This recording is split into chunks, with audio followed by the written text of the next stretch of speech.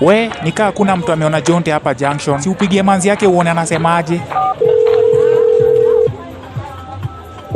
Hello? Hello, mambo Beatrice. Poa sana Lungusa, ni aje? Unaweza kuwa unajua mahali Jonte yuko? Tumekuwa tukimtafuta na hapatikani anywhere. Umebonga na yeye of late? Zizi, sijabonga na yeye. But last week, kuna mse alinipigia akiulizia namba yake. Oh, kwani alikuwa anadai aje huyo mse? Alisema kuna biz fulani walikuwa wanafaa kufanya pamoja na ati walikuwa wanafaa kupatana. Na huyo mse alisema anaitwa aje? Hata sikumbuki, nilimpea namba ya Jonte ndo ongee.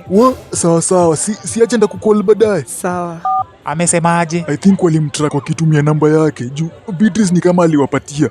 Hebu basi tufike pale police station tuandikishe ripoti ya missing person. Jonte anaweza kuwa kwa noma ingine mbaya sana.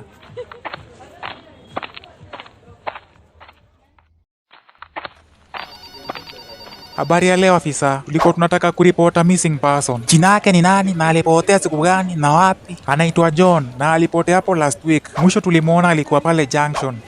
Huyo si ndo tumeshika hapa kwa cell. Nyinyi vijana mko na mchezo mingi. Labda kijana wenu aliweka bet na deni ya watu alafu akapotea.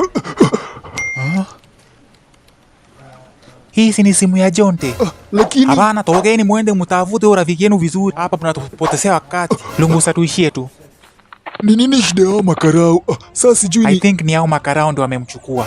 Unajua aje? Nimeona simu ya Jonte hapo juu ya desk yao. I'm sure hiyo ni simu yake. I'm sure. Sasa tufanyaje? Itabidi tumeapply more pressure.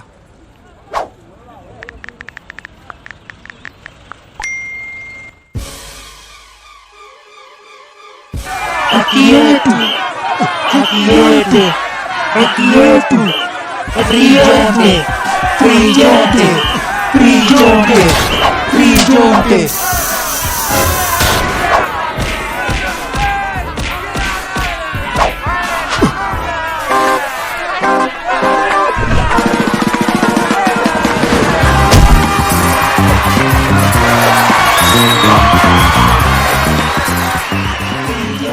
Huyo jamaa mmeshika, itabidi mmemwachilia.